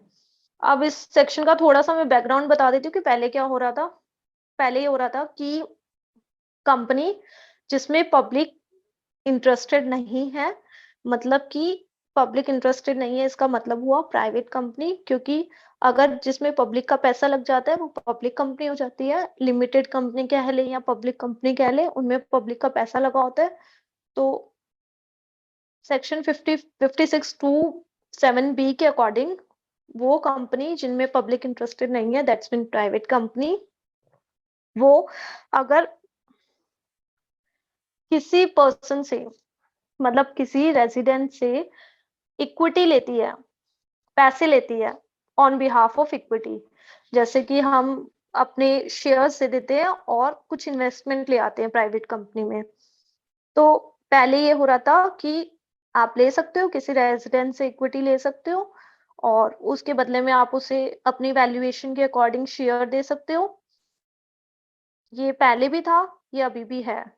और वैल्यूएशन आपको कैसे करवानी होती है, रूल 11U के अंडर आपको वैल्यूएशन करवानी होती है वैल्यूअर से, जिसमें आपके कुछ मेथड डिफाइंड होते हैं, net asset value method, discounted cash flow method. उसमें आपको अपने शेयर की वैल्यू निकालनी पड़ती है, जिसे हम कहते हैं fair market value of share. और एक जो वैल्यू होती है face value, face value generally 10 रुपए या 100 रुपए होती है किसी भी शेयर की। तो अगर मान लो कोई पर्सन है जिसने प्राइवेट कंपनी खोली हुई है और उसको पैसा चाहिए, इन्वेस्टमेंट चाहिए, और कोई इन्वेस्टर रेडी है उसको उसकी कंपनी में इन्वेस्ट करने के लिए, जैसे स्टार्टअप वगैरह में इन्वेस्टमेंट हो रहा है, और जो छोटी कंपनियां जो आइडिया के बेसिस पे अपने इन्वेस्टमेंट लेके आ रही है, तो पहले भी वो लेके आ रही थी, अभी भी वो लेके आ रही है। रेजिडेंट के केस में सेम है, जो पहले था वो अभी भी है कि आप अपने शेयर की वैल्यू करवा लो, फेयर मार्केट वैल्यू पे आप उन्हें शेयर दे दो और आप इन्वेस्टमेंट ले आओ, वैल्यूएशन करवा लो। पर पहले जो था वो नॉन रेजिडेंट के केस में अगर बाहर से कोई इन्वेस्टमेंट आ रही है तो ये फेयर मार्केट वैल्यू वाला क्लॉज एप्लीकेबल नहीं था। मतलब अगर आप 10 रुपए का शेयर उसे 10,000 में भी दे रहे हो, अगर बाहर से आपके पास कोई इन्वेस्टमेंट आ रही है तो उसके ऊपर आपको कोई भी वैल्यूएशन रिपोर्ट नहीं लेनी पड़ रही थी, आपको अपनी फेयर मार्केट वैल्यू प्रूफ करने की जरूरत नहीं पड़ रही थी इनकम टैक्स में। सिर्फ रेजिडेंट से जो आपकी कैपिटल आ रही थी उसी पे ये सब एप्लीकेबल था। अब इन्होंने ये जो बाहर से कैपिटल आएगी उस पे भी एप्लीकेबल कर दिया कि अगर बाहर से कोई कैपिटल आ रही है तो आपको सेम वे वैल्यूएशन करवानी पड़ेगी कंपनी की, फेयर मार्केट वैल्यू निकालनी पड़ेगी। अगर आपने फेयर मार्केट वैल्यू से ज्यादा के शेयर बेच दिए, मान लो आपकी फेयर मार्केट वैल्यू आ रही है एक शेयर की 1,500 रुपए और आपने जो इन्वेस्टमेंट लाए हैं उसमें आपने जो एक शेयर उन्हें दिया है इन्वेस्टमेंट के बदले में वो मान लो 5,000 रुपए का दिया है, तो जो डिफरेंस है 3,500 रुपए वो सरकार टैक्स लेगी। जिस कंपनी के पास इन्वेस्टमेंट आई है इनकम फ्रॉम अदर सोर्सेस में 3,500 रुपए मल्टीप्लाई बाय जितने शेयर उसने दिए हैं इन्वेस्टर को वो आपका टैक्स लगेगा। पहले ये रेजिडेंट के केस में एप्लीकेबल थी अगर इंडिया की इंडिया में आ रही है, अब अगर बाहर से कोई एफडीआई वगैरह आ रही है तो वो भी इसमें कवर हो गई है। ठीक है। इसके अलावा जो अमेंडमेंट है वो गिफ्ट, पहले क्या था कि अगर 50,000 से ज्यादा का गिफ्ट कोई रेजिडेंट मतलब इंडिया में जो रह रहा है जो रेजिडेंट है वो एनआर को दे रहा है नॉन रेजिडेंट को, 50,000 तक के गिफ्ट पे तो कोई टैक्स नहीं था। अगर 50,000 से ज्यादा होता था तो टैक्स लेती थी सरकार। बट इस डेफिनेशन में पहले उन्होंने नॉन ऑर्डिनरी रेजिडेंट नहीं लिखा था तो लोग इसका गलत फायदा उठा रहे थे, एनओआर बन जाते थे नॉन ऑर्डिनरी रेजिडेंट, और फिर जितना मर्जी चाहे गिफ्ट गिफ्ट से पैसा लेते थे, उस पे कोई टैक्स नहीं ले पाती थी सरकार। तो सरकार ने जस्ट इसके डेफिनेशन में non ordinary resident RNORB resident and non ordinary resident include कर दिया। उसके बाद जो अमेंडमेंट आई है वो न्यूज एजेंसीज से रिलेटेड है। नोटिफाइड न्यूज एजेंसीज जिनका काम है collection and distribution of news, वो पहले उनके ऊपर टैक्स नहीं लगता था, अब सरकार उनसे भी टैक्स लेगी, उनको भी टैक्स ब्रैकेट में ले आई है। तो ये वाला जो सेक्शन है ये प्योरली और न्यूज एजेंसीज पे लगेगा। पहले जो भी न्यूज चैनल है जो सरकार से नोटिफाई हो जाते हैं वो कोई भी टैक्स नहीं दे रहे थे। अब सरकार कह रही है कि ये जो न्यूज एजेंसीज है ये एडवर्टाइजमेंट भी देती हैं, कमाती भी हैं, ये प्योरली सिर्फ collection and distribution of news का काम तो नहीं करती हैं, तो अब इन्हें भी टैक्स ब्रैकेट में सरकार लेके आई है।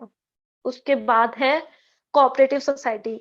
आपको पता है कि मैन्युफैक्चरिंग कंपनीज के लिए सरकार एक कंसेशनल रेट लेके आई थी 15% का, कि अगर आप नए मैन्युफैक्चरिंग यूनिट है तो आपको 15% का टैक्स देना पड़ेगा बजाय कि 25% के।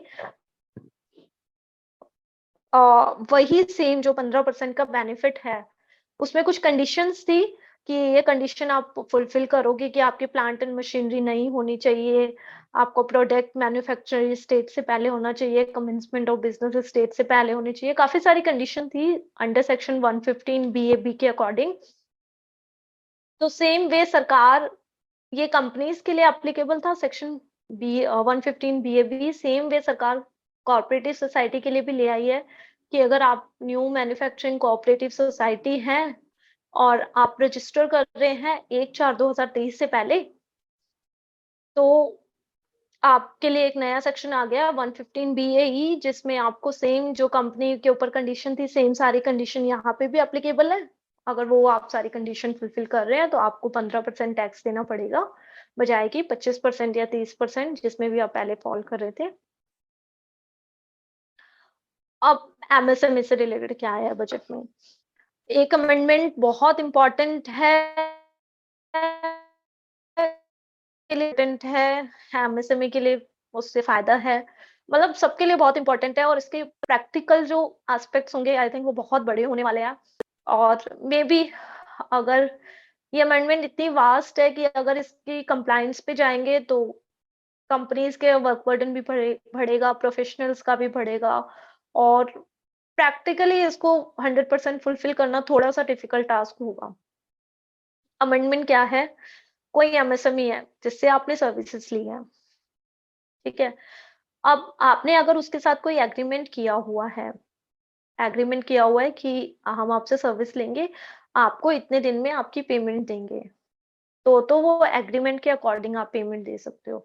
मान लो एग्रीमेंट हुआ हुआ है कि आप जब हमें सर्विस दोगे, हम अपना बिल दोगे, उसके 30 दिन बाद हम आपको पेमेंट कर देंगे। तो ठीक है, आप 30 दिन में उसको पेमेंट कर सकते हो।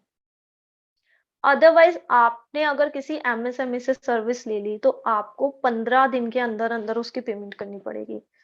अगर आप 15 दिन में उसकी पेमेंट नहीं करोगे, तो आपको जो खर्चा होता है, जो आप अपना P&L बनाते हो, जो खर्चे की डिडक्शन लेते हो, लाइक आपने रॉ मटेरियल खरीदा, यहाँ पे आप सेल दिखाते हो इनकम साइड में और एक्सपेंसेस साइड में आप दिखाते हो रॉ मटेरियल, जिसको आप डिडक्ट करके ग्रॉस प्रॉफिट निकाल लेते हो।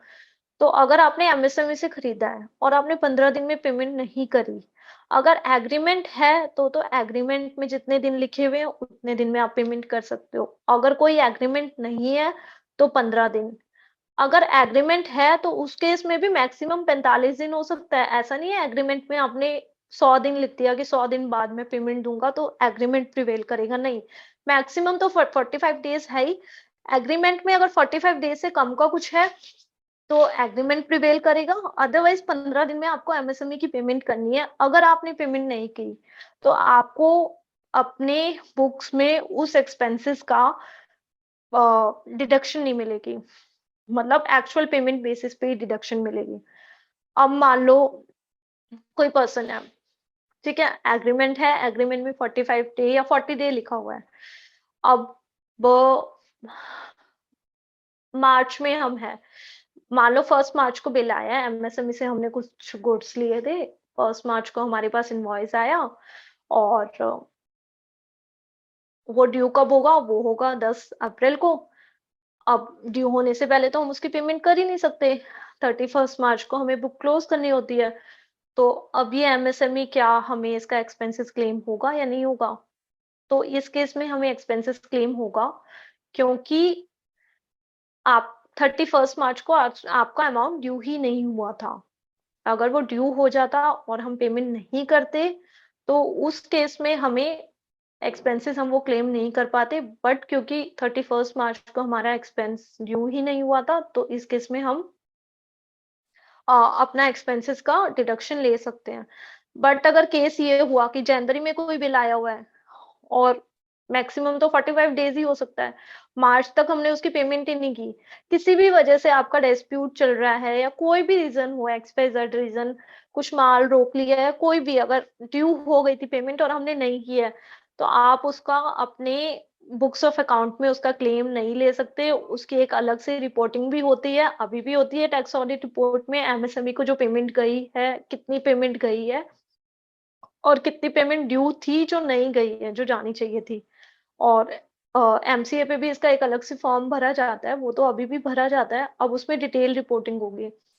तो अब जितने भी कॉर्पोरेट्स हैं, उनका एक काम बढ़ गया है कि पहले तो वो ये चेक करें कि हम जिन-जिन वेंडर से सर्विसेज़ ले रहे हैं, उसमें से कौन-कौन से एमएसएमई हैं, जिनके पास जो एमएसएमई में कवर है, एमएसएमई जिन्होंने रजिस्टर करवा रखा है।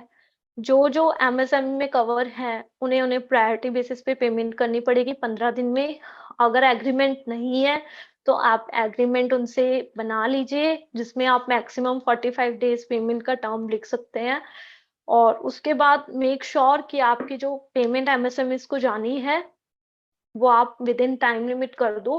अदरवाइज़ जब आप बुक्स ऑफ अकाउंट फाइनलाइज़ करेंगे, तो आपका जितना एक्सपेंसेस है, वो आप क्लेम नहीं कर पाएँगे, तो उससे आपका प्रॉफिट बढ़ जाएगा। एक्चुअल में तो आपने एक्सपेंसेस किए हैं, एक्चुअल में तो आपका खर्चा है, बट आप उसको क्लेम नहीं कर पा रहे, तो प्रॉफिट बढ़ जाएगा और प्रॉफिट बढ़ जाएगा तो आपको ज़्यादा टैक्स देना पड़ेगा। तो ये एक टास्क है, इससे एमएसएमई को क्या बेनिफिट हुआ है?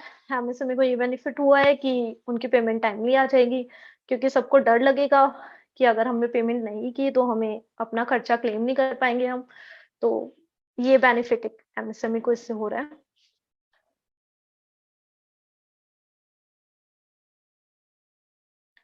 extension of date of incorporation for eligible startup for exemption। एक सेक्शन है ATIAC, उसके अंदर क्या है कि जो स्टार्टअप्स हैं वो 3 साल तक 100% जो इनका प्रॉफिट है उसको डिडक्शन ले सकते हैं ATIAC के अंदर। तो पहले जो इसकी डेट थी, इसकी सनसेट डेट थी, वो 1 अप्रैल 2023 थी कि 1 अप्रैल 2023 को जो कंपनीज या जो भी पर्सन है जिन्होंने स्टार्टअप्स में रजिस्टर करवा लिया और ATIAC में भी अपना रजिस्ट्रेशन करवा लिया है, वो अपनी 10 साल की इनकम में से कोई भी 3 साल चूज कर सकते हैं। जो प्रॉफिटेबल 3 साल है वो आप चूज कर लीजिए और उन 3 सालों का आपको टैक्स नहीं देना पड़ेगा। आपका जितना भी टैक्स बन रहा है वो आपका टैक्स मतलब टैक्स फ्री हो जाएंगे वो 3 साल। तो पहले इसकी लास्ट डेट थी कि जो स्टार्टअप्स बन चुके हैं 1 अप्रैल 2023 तक उनके लिए एप्लीकेबल था, बट नाउ अब इसका सनसेट क्लॉज बढ़ा दिया है, 1 अप्रैल 2024 हो गया है। तो अगर कोई ATIAC की डिडक्शन लेना चाहता है अभी भी, तो 2 महीने हैं, फरवरी और मार्च। आप अपना कंपनी रजिस्ट्रेशन या जो भी आप अपना रजिस्ट्रेशन करवाना चाहते हैं वो आप करवाइए, स्टार्टअप रजिस्ट्रेशन करवाइए और ATIAC में आप अपना रजिस्ट्रेशन करवाइए 1 अप्रैल 2024 तक। फिर आप अपना बिजनेस शुरू करिए। तो आपके जो 10 साल होंगे उसमें से जो प्रॉफिटेबल ईयर होंगे, शुरू में तो जनरली बिजनेस में देखा गया है कि 1-2 साल तो लॉस होता है या बहुत कम प्रॉफिट होता है, 2-3 साल उसके बाद प्रॉफिट आना शुरू होता है। तो ये आपके ऊपर है, आप कौन से 3 साल चूज करना चाहते हैं। मान लो शुरू के 3-4 साल आपको कोई प्रॉफिट नहीं है तो आप वो मत चूज करिए, जब आपका प्रॉफिट आने लगे आप वो वाले चूज कर सकते हैं। इसके बाद आया है लॉसेस ऑफ स्टार्टअप्स हैं वो कैरी फॉरवर्ड हम कर सकते हैं। पहले 7 साल था, अब 10 साल है कि जो लॉस हो रहा है स्टार्टअप को वो 7 साल तक पहले कैरी फॉरवर्ड कर पा रहे थे, अब उसमें ये है कि हम 10 साल तक कैरी फॉरवर्ड कर सकते हैं। तो ये एक नया आया है। इसके अलावा एक सेक्शन आया है TCS ऑन फॉरेन रेमिटेंस। हम काफी सारी न्यूज सुन रहे हैं कि अगर अब फॉरेन पैसा भेजना हुआ महंगा, अब आप पैसा नहीं भेज पाएंगे या ये वो, मतलब काफी सारी चीजें। तो ये एक्चुअली में है क्या, जो न्यूज वालों ने इतना ज्यादा इसको वो दिखा रखा है कि आप फॉरेन पैसा भेजेंगे बच्चों के एजुकेशन के लिए, हेल्थ के लिए, वो महंगा हो गया या आप भेज नहीं पाएंगे या क्या होगा उसमें। तो बेसिकली ये वही सेक्शन है। इफेक्टिव डेट है इसकी 1/7/2023। इसमें क्या है, मैंने एक कंपैरेटिव टेबल बना दिया है, प्रेजेंट में क्या चल रहा था और प्रोपोज में क्या चल रहा है। अगर अभी प्रेजेंट में कोई एजुकेशन के पर्पज से लोन लेता है तो और वो बाहर भेज रहा है पैसा, मान लो किसी ने एजुकेशन के लिए, किसी का बच्चा बाहर पढ़ रहा है फॉरेन में और उसने उसने बाहर पैसा भेजना है, तो अगर वो 7 लाख तक रुपए तक भेजता था तब तो बैंक के थ्रू ही भेजेगा वो। क्योंकि मान लो किसी को डॉलर में चाहिए, USA में किसी का बच्चा पढ़ रहा है और उसको डॉलर में पैसे भेजने हैं, तो वो अपने यहाँ इंडिया वाले बैंक को रुपीज दे देगा और वो रुपीज जो है बैंक वाला वहां डॉलर में कन्वर्ट करके भेज देगा। तो 7 लाख रुपए तक, इंडिया में जो 7 लाख है, तब तक तो आपका बैंक वाला कोई भी TCS नहीं काट रहा था, टैक्स कलेक्टेड एट सोर्स। अगर आप 7 लाख से ऊपर भेज रहे थे एजुकेशन पर्पस के लिए, तो बैंक वाला आपका 0.5% TCS काट के जमा करवा रहा था सरकार को। बाद में वो TCS आप अपनी रिफंड में, आप अपनी रिटर्न में एज अ रिफंड क्लेम कर सकते हो, कर सकते थे, अभी भी कर सकते हो, पहले भी कर सकते थे। तो वो बाद में क्लेम हो जाता है या फिर आपकी टैक्स लाइबिलिटी है तो उससे वो सेटल हो जाता है। बट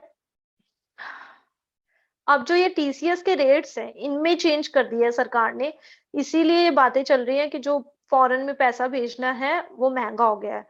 तो एजुकेशन की बात करें, एजुकेशन में 7 लाख तक कुछ भी TCS नहीं कट रहा था, उससे ज्यादा 0.5% काट के बैंक रख रहा था और सरकार को जमा करवा रहा था, पहले ये था।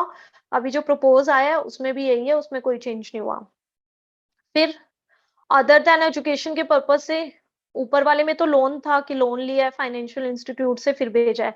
अब सेकंड वाले में लोन लोन नहीं लिया है, खुद का पैसा एजुकेशन के लिए भेज रहे हैं या मेडिकल ट्रीटमेंट के लिए पैसा भेज रहे हैं। काफी लोग फॉरेन से मेडिकल ट्रीटमेंट लेते हैं और इंडिया से पैसा भेजते हैं, बहुत जनरल सी बात है। तो उसमें पहले ये था कि टीसीएस आपका 5% कटेगा अगर आप 7 लाख से ज्यादा भेज रहे हैं, और अब उसमें कोई चेंज नहीं आया, पहले भी यही था और अभी भी यही है। एजुकेशन और मेडिकल दोनों में कोई भी चेंज नहीं आया, जो पहले था वो अभी भी है। अब जो चेंज आया है वो आया है ओवरसीज टूर पैकेज।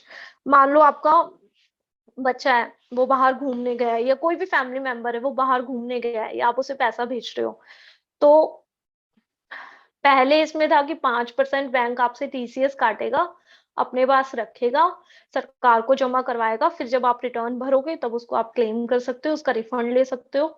अब वो 20% हो गया है। मान लो आपका कोई रिलेटिव बाहर रहता है, आपको उसे पैसे भेजने हैं, ठीक है, और वो घूमने के पर्पज से भेजने हैं। तो पहले मान लो आपको 10 लाख रुपए भेजने थे, तो सरकार 5% उसमें रख लेती थी। 5% मतलब आपको ज्यादा देने पड़ते थे टीसीएस के नाम से, आपको 10,50,000 देने पड़ रहे थे। 10 लाख रुपए आपके बाहर चले जाते थे, 50,000 रुपए आप टीसीएस के देते थे। वो टीसीएस बैंक आपसे कलेक्ट करके सरकार को जमा करवा देती थी, और बाद में आप उसका क्लेम ले लेते थे अपनी रिफंड में। अब वो 20% कर दिया। अब मान लो सेम आपको 10 लाख रुपए बाहर भेजने हैं, तो आपको 10 लाख तो जो बाहर भेजने हैं वो देने पड़ेंगे, और 20% आपको टीसीएस देना पड़ेगा बैंक को, मतलब 2 लाख रुपए। तो आपको 12 लाख रुपए देने पड़ेंगे, तब आपके 10 लाख रुपए बाहर जाएंगे। और फिर जो 2 लाख रुपए है उसका बेनिफिट आप ले सकते हैं अपनी रिटर्न में, बट एक बार आपका पैसा ब्लॉक हो जाएगा। तो आप जितना ज्यादा पैसा भेजेंगे उतना ज्यादा आपको टीसीएस पे करना पड़ेगा, तो वो एक एडिशनल बर्डन आ गया है, उतना पैसा आपका ब्लॉक हो जाएगा। और इन एनी अदर केस, मतलब इसके अलावा कोई भी केस हो, आपको अगर बाहर फॉरेन में पैसे अपने भेजने हैं, तो 5% था पहले कि 5% टीसीएस कटेगा, अब 20% कटेगा।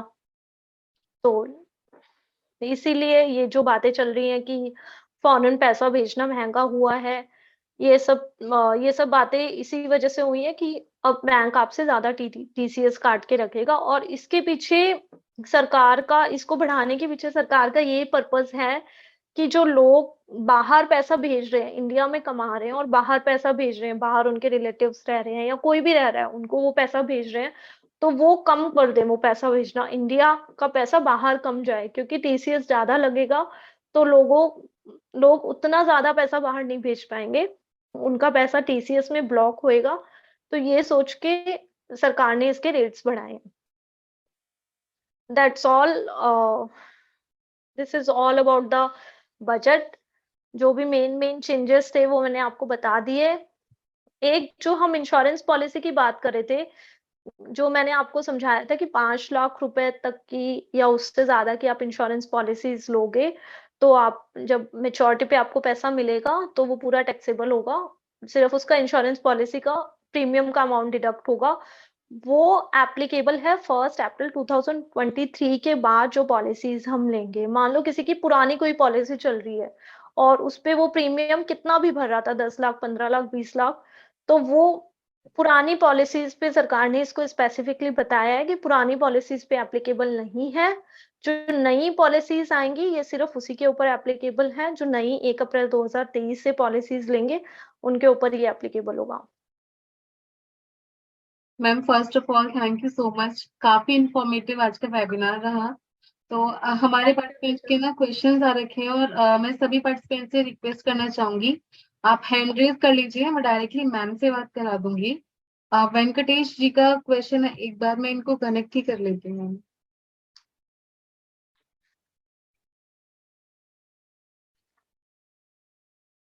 वेंकटेश जी आप अपना क्वेश्चन पूछ सकते हैं मैम से। Madam good evening Puja madam. Good evening Hello? Venkatesh ji. Yeah, madam, very nice topic and it was very helpful to us. I have some small clarification which I have put it on the chart. आपकी ना voice बहुत Okay, धीरे आ रही है, तो मैं समझ नहीं पा रही आप क्या बोल रहे हैं। आप प्लीज थोड़ा सा लाउडली बोलेंगे? yeah, can you hear me, madam? Yes. Yeah. See, actually, there are two things. One, say, for example, I have for individual direct tax system, say for I have a 8 lakhs income. Okay, you said 8 lakhs, 87. Yeah, okay. I have got, yes. So I have income of 8 lakhs. But can I take the exemption up to 7 lakhs? That is up to 15,000. I can deduct the tax amount, and balance amount I can pay it. No, or if No, my no, no. income goes more than, yeah, No, yeah, ma'am. if your income is more than 7 lakh and you are a Yeah. non-salaried person, then you have to Yeah. pay the full tax amount as per the slabs. You cannot No, claim it is the salary, rebates madam. of It is 87A. salary or personal charges, both will be there, madam. Salary Plus personal charges. and professional charges, you have both income. Yes. Yeah. Then in case of that, you can claim, you can exempt from taxes up to 7,50,000 of income. For your salary income, you can claim 50,000 of deduction. And Okay. in case of professional income, you don't have any deduction. So if your total income is 7,50,000, including salary and professional. Okay. If it exceeds 8 lakhs, what to do? If your income is 8 lakh, Yeah. then you have to pay the Half taxes. 50,000 is 80,000, 8 lakhs. How much? 8 lakh 50,000 is the amount. 50,000 is the standard deduction. My net income has become 8 lakhs. Then you have to pay the taxes as per the tax slabs, like for 3 lakh to 6 lakh 5%, 6 lakhs to 9 lakh When I'm claiming 10%. that, whether I can take the exemption under 87 years up to 15,000? No, you cannot claim that exemption. You only claim that exemption only your total tax liability is below 25,000 or up to 25,000. So So you maximum cannot if my pay. income exceeds, so I cannot claim like that. Yes. हाँ, रिचा मेरे because यहाँ I पे ना saw light चली one गई more है. I think video कुछ on that, issue madam. है. That's why I'm asking this ma'am आप question. अपना वीडियो ऑफ कर सकते हैं. Okay. Yes. I saw some video on the same YouTube. I was seeing some YouTube video after budget. Then there was some video telling, okay, you can claim if amount is there. Then I can deduct and pay. Then I thought, okay, let me check with the CA itself. I thought, okay, I got No, you cannot claim. If your tax liability is up to 25,000 or less than 25,000, then only you can claim the deduction of 87A. I clearly explained this in my example that if your income is 7 lakh, then you have no tax, and if your income is 7 lakh 10,000, then your income tax is 26,000. I earlier explained that in my example. If you listen the webinar. Yeah, no, I saw that. carefully. That's why I requested to share that this thing, madam. Whatever you show the screenshots and other things, if you can share, really it will be helpful to. Madam, I have one more query regarding 57F, madam. Which section? Hello. 54F and 54. That is capital gain on the purchase, sale of property. Okay. Say, for example, I'll sell a property, I'll get a income of say 25 lakhs as the capital gain. Capital gain is 25 lakhs. Say it is 75 and 50. I got it for 50. That is 25 lakhs is my capital gain. Whether I need to totally deposit 25 lakhs or only the tax amount I need to deposit, madam? Only the tax amount, only the capital gain amount as per section 54F, you have to reinvest only the capital or gain deposit amount. The capital gain amount, not the full amount. There are many different sections which are talk about the full amount as well. 54 and 54F clearly talk about the capital gain amount only. Okay, but I am exempted only up to 54 and 54 only, no, up to 25 lakhs only. In amendment, the 54 and 54F limit is 10 CR, which is basically for big corporates. No, in my case, what I said, in my case, if a maximum is 25 is the amount to be, I can invest on that. The rest amount is not required. Rest amount is not required. Only the capital gain amount is required. What, madam, actually? Whether I can use the balance amount, I can use it for any other purpose? Yes, you can use. I can use it. Okay. Thank you. Indrajit जी, आप अपना question पूछ सकते हैं ma'am से. Ma'am जैसे ग्रामीण क्षेत्रों में जो ये महिलाएं अपने घरों में कुछ प्रोडक्ट बनाती हैं या वेस्ट मैनेजमेंट के थ्रू जो हम प्रोडक्ट बनवा रहे हैं, उनमें कुछ जीएसटी स्लेब हमारी समझ में नहीं आया कि जीएसटी स्लेब किस तरह से लगेगा या किस प्रोडक्ट पे हमें जीएसटी जरूरी है, किस पे नहीं। कुछ इस बारे में आप रोशनी डाल दें तो बहुत अच्छा रहेगा। आप प्रोडक्ट क्या बनाते हैं? आप सर्विसेज दे रहे हैं, गुड्स दे रहे हैं? आप क्या क्या मतलब आपका फाइनल प्रोडक्ट क्या है जो आप सेल कर रहे हैं? गुड्स में है, जैसे मैडम हम गोबर की लकड़ी बनाते हैं और कुछ मूर्तियां, दीवे, इस टाइप के कुछ आइटम हम बनाते हैं। और जैसे ईंट हैं, गोबर की ईंट हैं, इस तरह के कुछ आइटम हम बना रहे हैं। Okay okay. और जैसे दलिया चावल का एक वो और कचरी आपको वगैरह पूरे ये साल का जो आप बेचते हैं इन सब चीजों को, उसमें कितना आपका मतलब क्या टर्नओवर क्या हो जाता है? अभी तो मैम उसका 3 से 4 लाख का टर्नओवर है साल का। हाँ, तो जीएसटी में क्या है, अगर आप गुड्स में डील कर रहे हैं और आपका 40 लाख तक का टर्नओवर है जी तो आपको रजिस्ट्रेशन लेना जरूरी नहीं है, कोई जीएसटी पे करना जरूरी नहीं है। अगर आपका 40 लाख से अबव चला जाता है गुड्स के केस में, तो आपको फिर कंपलसरी रजिस्ट्रेशन लेना पड़ता है। तो अभी आपका जैसे आप बता रहे हो 3 से 4 लाख का है, तो आप वैसे भी रजिस्ट्रेशन के लिमिट में आते नहीं हो। और जो आप बात कर रहे हो कि काऊ डंग से आप कुछ ना कुछ बना रहे हो आइटम, तो ओके बहुत सारी ऐसी आइटम्स भी इसमें होंगी जो एग्जाम्प्ट लिस्ट में आती होंगी। तो वो 1 बाय 1 हमें प्रोडक्ट्स चेक करने पड़ेंगे कि कौन से एग्जाम्प्ट लिस्ट में आते हैं। तो अभी के लिए तो ओके वैसे भी आपका टर्नओवर बहुत कम है, तो आपको जीएसटी से रिलेटेड कुछ भी रजिस्ट्रेशन लेना या रिटर्न्स भरना कंपलसरी नहीं एक्चुअली है। मैम जैसे अमेजोन वगैरह या फ्लिपकार्ट वगैरह पे हम अपना अकाउंट बना रहे हैं तो वो जीएसटी कंपलसरी है वो हाँ, पहले तब आपका जीएसटी कंपलसरी होता है। अगर आप किसी ई कॉमर्स साइट के ऑपरेटर के थ्रू अगर आप बेच रहे हैं, तो उनकी कंडीशन होती है कि आप को जीएसटी रजिस्ट्रेशन लेना होता है। जी मतलब कंपलसरी, फिर ही वो आपको प्रोडक्ट लिस्ट करते हैं, तो उस केस में आपको लेना पड़ेगा। जी फिर आपको जैसे प्रोडक्ट वाइज देखना पड़ेगा कि जी जी आपके कौन कौन से प्रोडक्ट जीएसटी में कवर होते हैं, उनका क्या एचएसएन कोड है, उनपे क्या टैक्स रेट है। क्योंकि आप जो मुझे बता पा रहे हैं, तो जी उसमें कुछ प्रोडक्ट तो ऐसे होंगे जो एग्जाम्प्ट ही होंगे, जिनपे कोई जीएसटी लगेगा ही नहीं। जो प्रोडक्ट पे जीएसटी लगेगा, वो आप मान लो 100 रुपए का आप कुछ बेच रहे हैं, जी उस पे मान लो आपको 5% जीएसटी लग रहा है, तो आप कस्टमर से 105 रुपए लेंगे। और फिर वो आप 5 रुपए सरकार को GST 1 जब फाइल करेंगे, जब आप अपनी रिटर्न फाइल करेंगे, उसमें आप वो जमा करवा देंगे। Okay okay thank you ma'am. Welcome. Anil ji, आप अपना क्वेश्चन पूछ सकते हैं मैम से।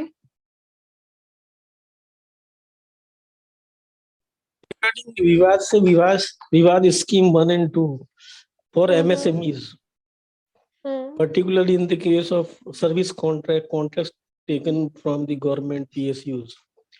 I am not able to understand if we during the period of COVID, if we could not perform the contract, then 95% of the bank guarantee will be 95% of the bank guarantee will be remitted. Amount will be remitted. Have you not gone to the seminar? I don't know on this particular aspect, but particularly related to MSME only, I'm asking whether this is covered under seminar or आपका good name क्या है sir? Anil Samar. Anil ji, मैं आपको इस query का जवाब ना after webinar दे दूंगी। आप मुझे एक मेल डाल दीजिएगा। इसकी जो भी डिटेल्स है ना, ये काफी बड़ी अमेंडमेंट है, तो अभी हमारे पास शॉर्ट ऑफ टाइम है, तो मैं इसको आपको पूरा डिटेल में बता दूंगी कि स्कीम में पहले क्या था और जो ये बैंक गारंटी से रिलेटेड जो चीजें आई हैं, तो हम इसे बाद में कवर कर लेंगे। अनिल जी, आफ्टर वेबिनार हमारी टीम आपसे बात करा देगी मैम की। Okay, sure. Okay, thank you so much. Thank you. Ma'am, जैसा कि मैं देख पा रही हूँ 5:30 होने वाले हैं, 5 मिनट और हैं। सो मैम, सारे हमारे क्वेश्चंस कवर हो गए हैं और आज के लिए बहुत बहुत धन्यवाद मैम, आपने हमें ज्वाइन किया। Thank you so much. Thank you Richa, thank you उद्यमिता हेल्पलाइन। वेबिनार रहा आज का, मुझे भी काफी नॉलेज हुआ इसके बारे में और काफी लोग पीपीटी भी मांग रहे हैं, तो ओके, मैं पीपीटी शेयर कर दूंगी। मैंने बहुत ही सिंपल वे में पीपीटी बनाई है, कोई इसमें बहुत ज्यादा प्रॉप्स और ये सब नहीं डाले हैं। अगर किसी को चाहिए तो मैं शेयर कर दूंगी, कोई दिक्कत नहीं है। मैं आपको मेल कर दूंगी रिचा पीपीटी, आप अपने जो भी पार्टिसिपेंट्स है जिन्हें चाहिए आप जी उन्हें मैम। शेयर कर दीजिएगा। And thank you so much thank Azeem you ma'am, आपने अपना कीमती टाइम दिया हमें वेबिनार के लिए। Thank you so much Azeem. Thank you everyone, thank you participants जिन्होंने इतना ध्यान से मुझे सुना और समझा। आई थिंक ये वेबिनार आपके लिए हेल्पफुल होगा और आपके जो भी डाउट्स थे वो मैंने कोशिश की कि सिंप्लीफाइड लैंग्वेज में मैं समझा के उनको क्लियर कर पाऊं। तो आई होप पर्पस आज का जो पर्पस था वेबिनार का वो सॉल्व हो पाया है। And thank you very much. Thank you everyone. Thank you so much ma'am. Thank you. अगर आपका कोई भी क्वेश्चन या क्वेरी है उद्यमिता हेल्पलाइन से, हमारी टीम आफ्टर वेबिनार आपको कॉल करेंगी और आपका जो भी क्वेश्चन है, मैम से आपको कोई भी क्वेश्चन पूछना है या फिर उद्यमिता हेल्पलाइन के बारे में कुछ पूछना है तो आप पूछ सकते हैं। और आप प्लीज जुड़िए उद्यमिता हेल्पलाइन के साथ। हम एमएसएमईज को सपोर्ट करते हैं। हमारे काफी वेबिनार्स होते हैं लीगल से रिलेटेड। यस अनिल जी, बिल्कुल आपको सभी को मैं बता देती हूँ पार्टिसिपेंट्स को, सभी को पीपीटी मिल जाएगी और इसकी रिकॉर्डिंग भी आपको मिल जाएगी वेबिनार की। जहां से भी आपने स्टार्ट किया होगा देखना, अगर आपका रह चुका है थोड़ा बहुत भी तो आपको पीपीटी भी मिल जाएगी। यस विश्वनाथ जी, आपको प्रेजेंटेशन मिल जाएगी। और आज के लिए बहुत बहुत धन्यवाद सभी पार्टिसिपेंट्स का, आपने हमें ज्वाइन किया। और thank you so much everyone. Yes आपके मेल पर मिल जाएगी। Thank you so much.